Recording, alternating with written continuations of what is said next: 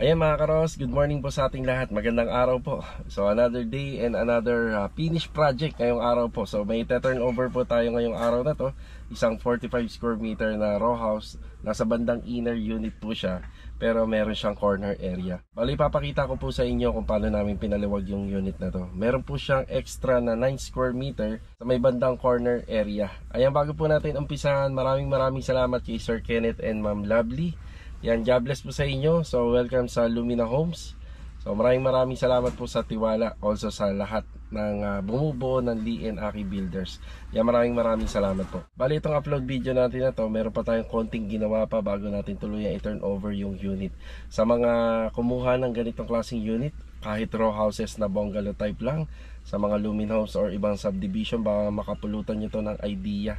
So baka makakuha po kayo ng idea at ibang mga setup regarding po sa mga renovation. Sana magustuhan nyo mga karoso. Hindi na po natin patatagalin pa.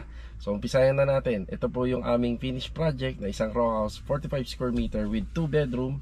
Meron din po siyang TV console, then kitchen area, dining space, at saka yung back extension area and front extension area. Kami rin po yung gumawa.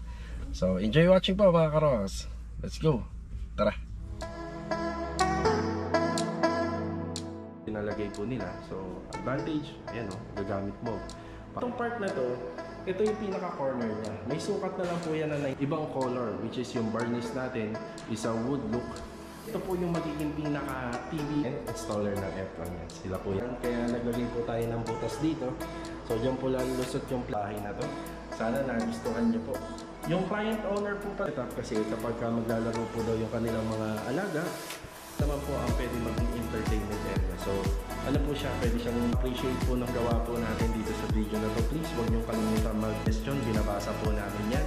At syempre huwag pong kalimutan i-share you na nagsusumikap, nag-iipon, kumukuha ng ganito maliit na bahay. Hindi mga karos, maraming salamat po uli sa inyong. At ito po yung mga karagdagan na pinagagawa natin dito sa mga kasama natin. So meron tayong hinalong bistay na buhangin at saka simento. Tapos binilhan po natin na nakabend na flashing yung may problema po doon sa sa may bubong dito sa may harapan ng bahay. So tuluyan na natin mata-turn over tong unit matapos po natin na matapos itong mga pinagagawa pa natin na karagdagan. Bali dito banda sa taas, mapapansin lang natin meron tayong nagkaroon tayo ng siwang dito. Ayan o. So importante na ma-block po natin to ng halo ng simento. Yan, pagkatapos po natin na ma-block to, yan, magiging safe na po ito, itong bad ng part na to. Tapos mamayang hapon, papapahirang ko pa to ng waterproofing flexiban na may halong simento. Ayan, sinusuksukan na po ni Kuya Richard. So bali, normal na nangyayari to, gawa ng minsan talaga nasa skwala yung ginawa nating haligi. Kaya nagkakaroon po ng siwang. Yan na. Tapos dito naman ang pinatatrabaho ko, binili ko na bended na flashing. So pinahabaan po natin. Ang itsura po niyan ganyan. So bakit niya natin nilagyan? Pwede ba natin angat konti lang? So, ganyan po kasi yun nangyari. Ayan o. Medyo open siya. So ito mas mahaba na. Tapos may tupi na yung dulo para mabablock niya na po yung hangin at saka yung tubig ulan. Yan, nakaisa na nga pala si bilog dito. Spanish red na rin po yung pinili natin para humambing doon sa kulay ng waterproofing na nilagay natin sa bubong. So ito lang yung mga karagdagan na pinagagawa natin dito sa tropa. Tuluyan na natin mata-turn over tong unit. Tinanggalan na ni Kuya Sandy ng kalat. Yan, para malinis ang gawa. Tapos dito rin po, yan, meron niyang siwang dito sa magkabilang bahay. Yan, lahat yan, ipapano po natin. Lahat na may mga siwang or butas, patatapalan natin ng simento. Tapos dito naman, ito yung isa sa mga kukumpleto sa harapan ng bahay. Itong ating screen door. Bali, full screen yung ilalagay dito. Meron siyang framing na 1x2 at yung screen door with door closer and lock set. Lagi natin sinasabi noon sa finishing retouching. Yan, makakasama natin ulit yung grupo ni Master Patag. Good morning! Good morning! Yan, bali papasilicone sealant natin tong ilalim at saka yung gilid. Then ipapatapos natin yung finishing ng sealant ng mga cabinet. Yan. Kita nyo to? Nakita ko sa YouTube to. Binapaluktot. Yan pala sikreto, ano pare? Oo, para madukot yung mga likod-likod. Okay.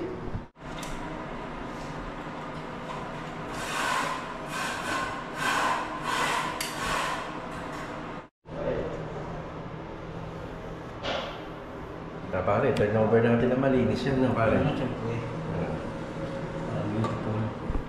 Okay mga karaos, magandang araw po. Ayan, nandito na tayo sa ating turnover project. Bali, 45 square meter to na corner area. So, 36 square meter na nabuo yung extension. Then may 9 square meter pa siya simula rito sa harapan hanggang sa likod. Bali, corner area po to, pero maliit lang po yung naibigay sa kanya na corner area ng extension.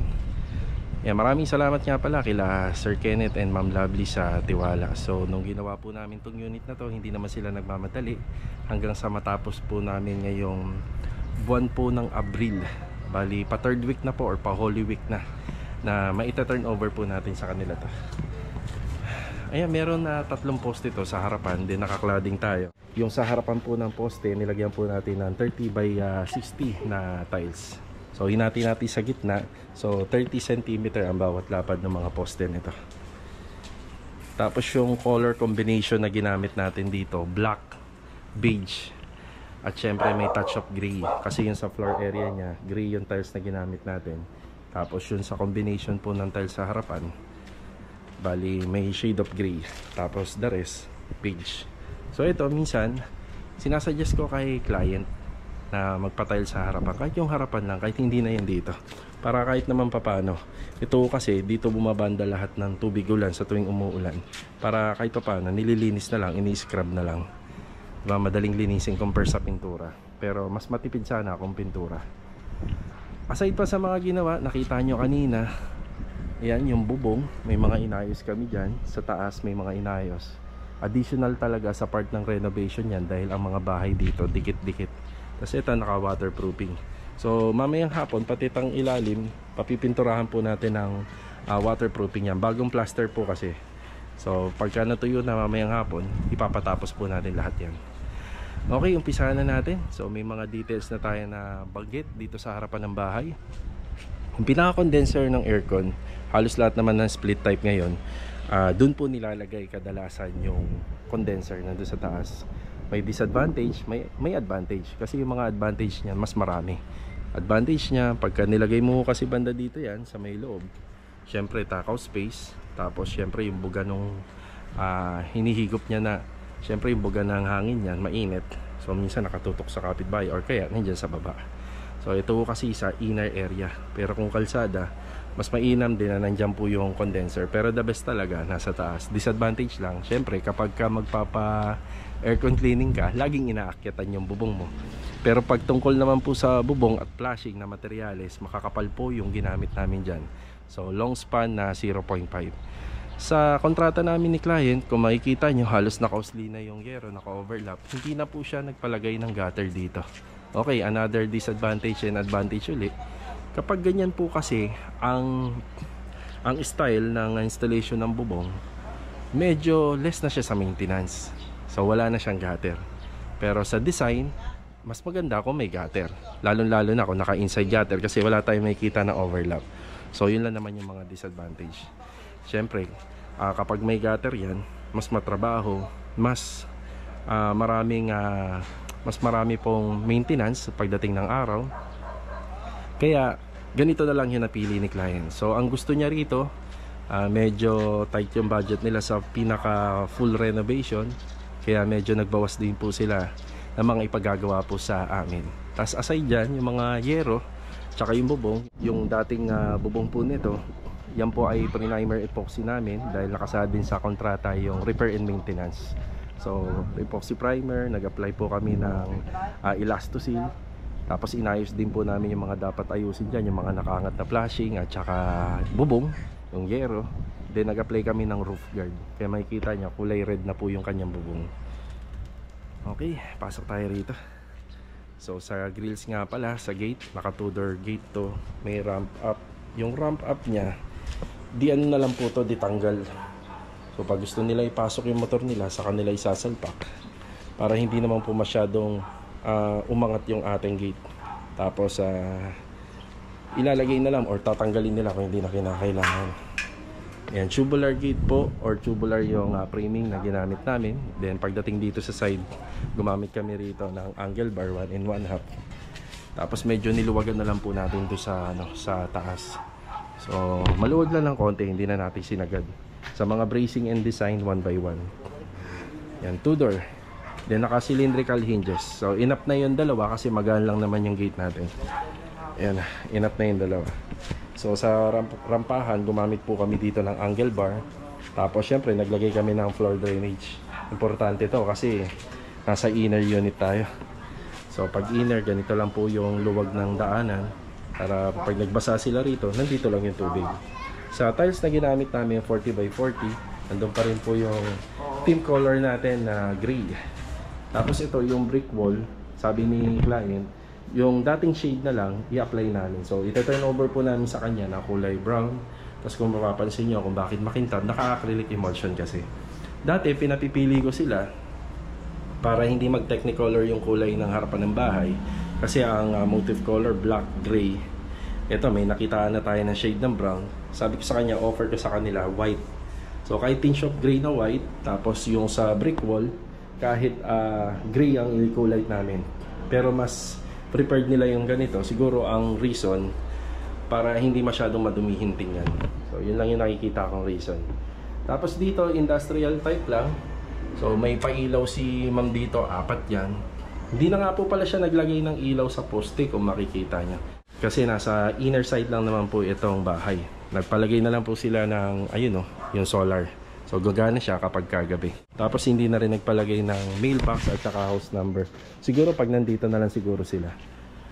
Ayan, pansinin yung poste, walang ilaw.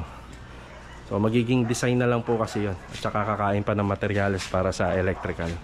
So kaya hindi na ho sila naglagay. Enough na yung solar kasi wala naman masyado ng iilawan dito. Maliwanag po kasi rito pagkagabi dahil medyo magkakadikit na yung kapitbahay. Pag nagsabay-sabay po magbukas ng ilaw yan, medyo maliwanag na. So ito na lang po yung nilagyan nila. So industrial type, meron sampayan, may hanger ng ilaw. Ang ganda ng ilaw. Yun ang ganda. Tapos ito na lang yung nag-setup ng aircon dito sa unang kwarto. Bali ganyan na lang siya. Hindi na po namin yung binabaon sa pader. Yung pader natin dito D4 lang. Alam ko marami nagko-comment tungkol dyan. Pero ang isang disadvantage dyan, binaon mo sa pader yan, aesthetic tingnan, maganda tingnan. Pero pagdating ng araw sa mga maintenance, magkakaroon tayo ng problema. Baka sinsilin yan. Tapos ito din, hindi namin to pinababaon na. Dati binabaon namin to eh. Nahihirapan tayo sa aircon cleaning kapag ganyan. Pagka halimbawa napabayaan ng may-ari na hindi siya nagpapalinis. So bumabara yung dumi ng aircon. So at least ito, may pagkakataon pang ma-maximize natin yung maintenance, di ba? So ayan, pininturahan na lang po namin ang color ng ating pader para medyo naka-hide siya tingnan. So may faucet pa rin, may floor drain dito. Tapos may outlet tayo or saksakan dyan. Pag nagpa-siphoning, may stainless clean out bulb tayo rito. Tapos makikita nyo sa mga bintana, hindi to yung original na bintana na dating nakalagay dito. Dati jalousie. So ayan, nagpalagay sila ng glass and aluminum. Bali reflective glass yung ipinalagay po nila. So advantage, ayan gagamit mo para manalamin ka. Tapos hindi ka nakikita sa loob. Pero pag nasa loob ka, kita mo yung labas. Pag hapon naman, magiging normal na po yan. So makikita ka na sa loob pag hapon. Ayan, ang kintab ng bahay nang dahil sa acrylic emulsion. Napakalinis. May nakita lang akong konting dumi dito dahil medyo mahangin. Ayan, yung dahon. Tapos dito banda, ayan, makikita nyo, may service faucet pa rin. Para just in case, si Sir Kenneth po kasi, meron siyang motor. Kung gusto niya ipasok dito or dito lang banda, kailangan niya ng tubig. So, nandito na kagad. Okay lang naman magbasa dyan kasi may floor drainage tayo. Sa mga renovation namin, first time nyo makita siguro na hanggang dito sagad ng aming pader. Kasi kalahati lang minsan. Hindi na ganito kahigpit dito sa Lumina Phase 1 and 2. May mga bahay dito, sagad na ang poste, ang pader, hindi na dyan polycarbonate, diretso pader na ng hollow blocks. Yan, nagpalagay sila ng CCTV camera dyan. Ayan, bali may outlet na tayo dyan. So, yung window dito sa gilid, gawa pa rin po sa slide up. So, ito yung kabuuan ng harapan ng bahay. So, may insulation yan. Yung nakikita nyo yung puti na yan sa hardplex. So, nakakabawas din po siya sa init kahit papano. So, hindi siya rektangyero. na naka-hard deflex insulation pa siya. So sa materialis na ginamit sa Raptor 2x3, Racing 2x2, may hanger rod tayo rito na gawa sa tubular na 3/4x3/4 sampayan yan. Isang mahaba po yan na magagamit na po ni client. Yan, tapos yung dito, pinakasanepa natin is 2x6. Okay, nagpagawa rin sila ng screen door kay Master Batang. Yan, shoutout kay Master Batang. Lagi nyo po napapanood sa mga vlog namin. So, yung screen door is meron po siyang handle dito, bali pa horizontal. Meron din siyang lock. So, may 3 susi yan. Yan, meron din siyang barrel bolt dito. Tapos, meron siyang door closer. Testing natin. Hindi siya basta hampas bigla. Tapos, magsasara siya. Napakapulido. Dating pintuan niya is chocolate brown. Yan, pininturahan po natin ng black. Yan, binuksan na po natin yung mga ilaw pagpasok po natin dito. Itong part na to, ito yung pinaka-corner niya. May sukat na lang po yan na 9 meters simula po rito. Hanggang doon. Pali 9 square meter po yan, simula dito sa harapan, hanggang dulo na yan. Diyan sa gate, hanggang dulo. 9 square meter plus 36 square meter, simula naman dyan hanggang dito. Yan, total of 45 square meter. Okay, mag-start tayo dito sa may bintana. So, dati, meron lang tong 4 branches pag tinurn over sa inyo.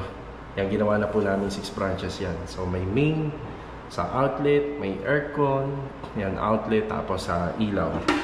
Tapos lahat po ng aming switches and outlet dito, pinalitan natin lahat ng white series. Yan, white series.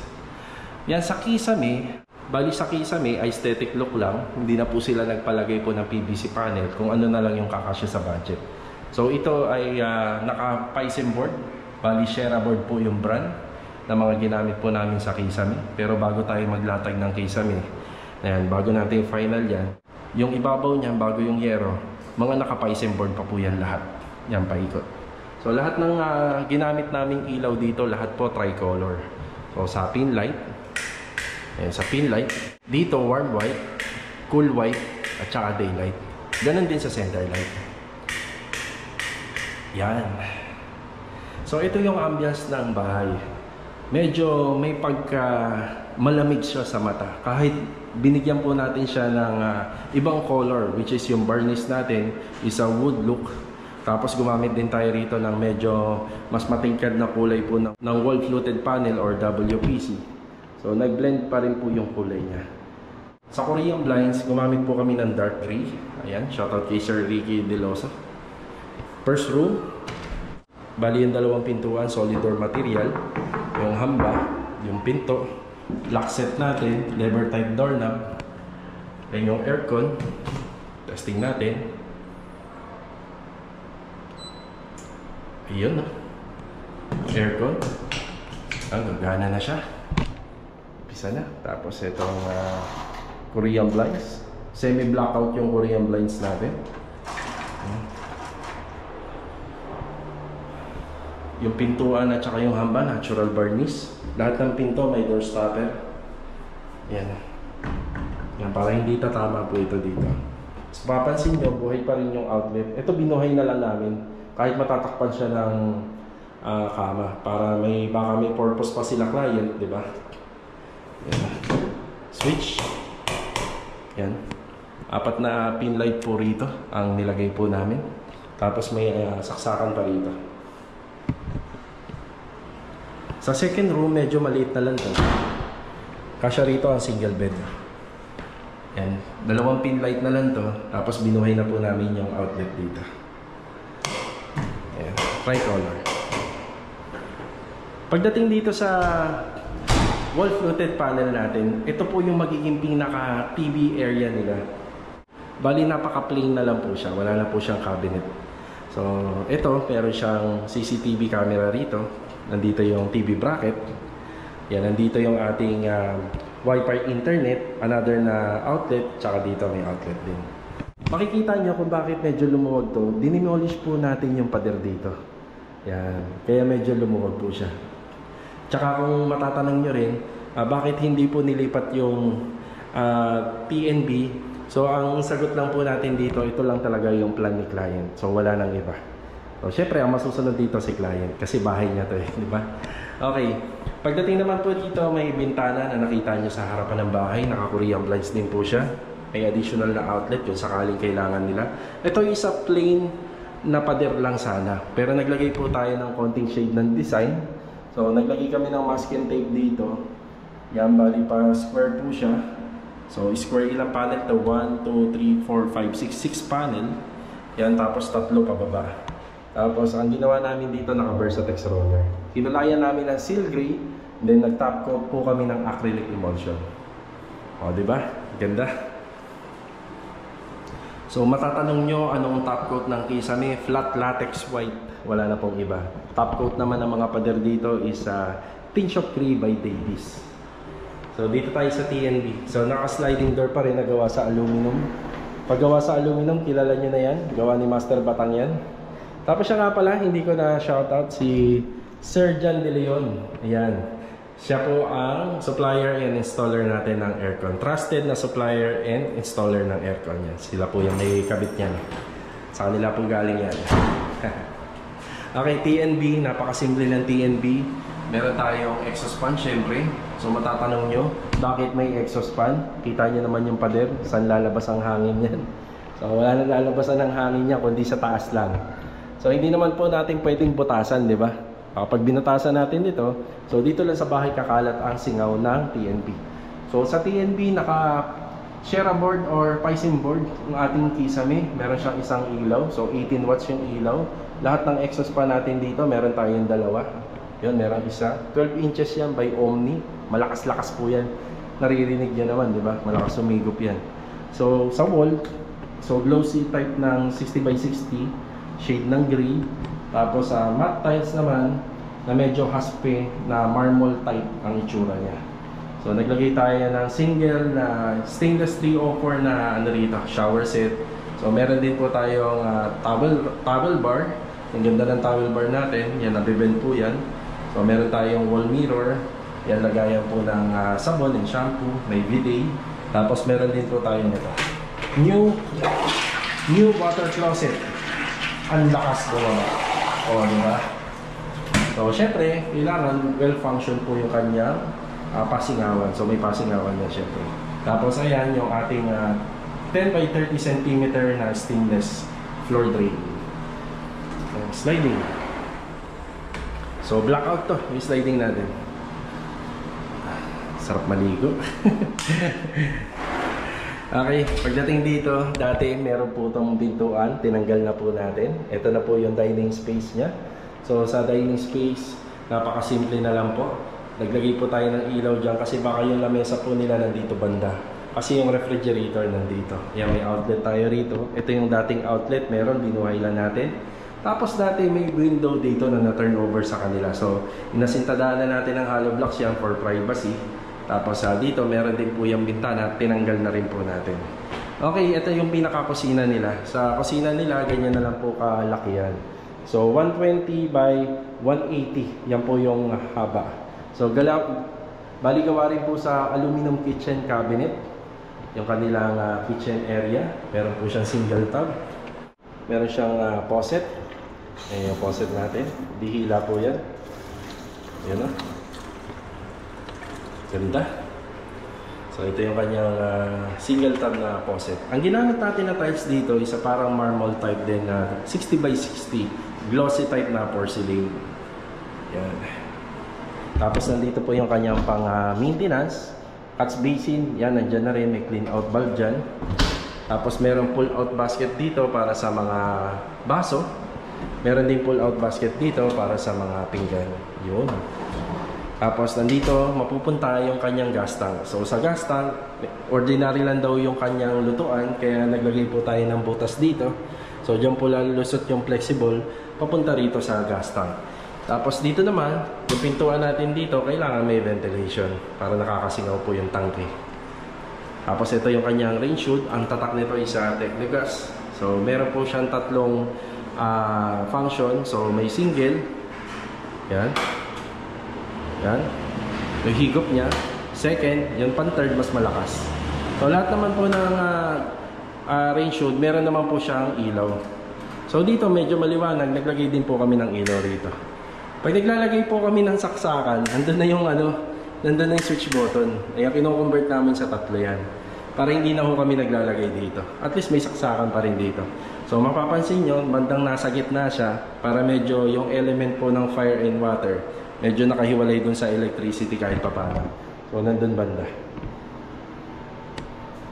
Tapos dito meron din po tayong pin light. Yan, tricolor din po yan.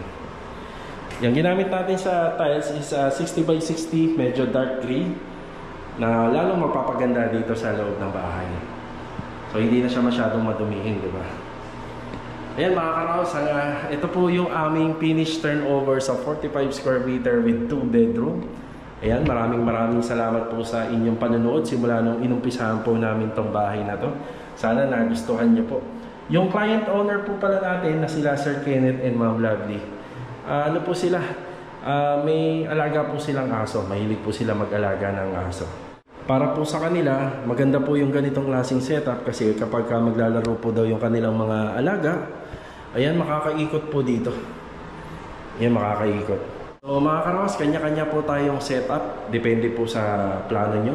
Lalo-lalo na kapag kumukuha kayo ng ganitong klaseng mga bahay, mga row houses.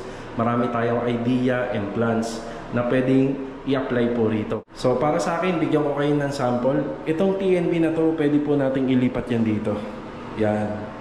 So liliit ang kusina, mawawala kayo ng dining area. Itong part na to, pwedeng maging bar counter pa. At itong na-demolish na pader dito dahil sa TNB, yan ang pwedeng maging dining area. Tapos ito naman pong part ng wall na to, yan naman po ang pwedeng maging entertainment area. So ano po siya, pwede siyang maglagay ng TV console dito. Tapos itong part na to, pwede pa po natin i-demolish to ng sagad. Yan. So may purpose po sila dito kung bakit hindi po natin to demolish ng sagad. Isang bagay na din kasi para maging matibay din po. Kasi kapag masyadong sagad na, marami na tayong pwedeng gawin. Kailangan na po natin magposte dyan. Kailangan na natin maglagay ng malaking biga po dyan. Bali isang bagay din na kapag magpapaluwag ka ng loob ng bahay, kailangan mo din ng mga foundation. Yan, foundation plan. So ito, hanggang dito na lang po mga karos yung ating vlog. Sa mga naka-appreciate po ng gawa po natin dito sa video na to, please huwag niyong kalimutan mag-iwan ng like. Mag-iwan na rin po ng mga magagandang comment. At saka kung may suggestion, binabasa po namin yan.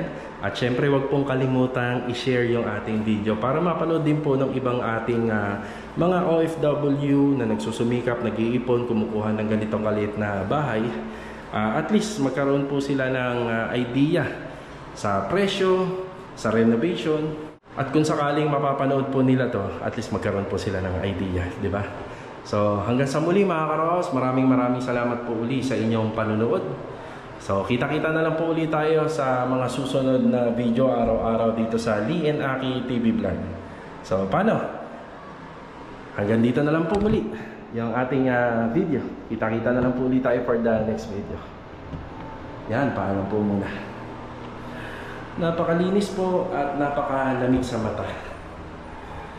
Yan, sana ma-appreciate po nila client owner yung project na ginawa natin dito sa bahay nila. Let's go. Yan. Tara.